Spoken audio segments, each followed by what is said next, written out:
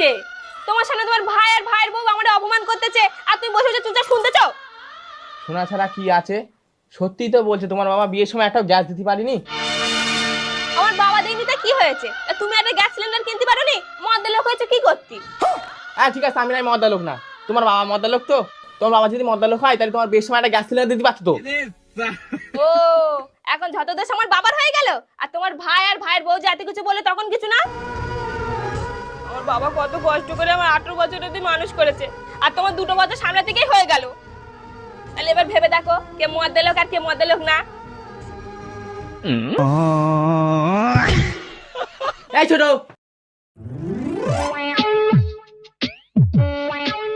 এই তোর বোন নে, তোর গ্যাস নে, তুই এক সাইড হয়ে যা। আমিও দেখতেছি তোদের গ্যাস কতদিন চলে।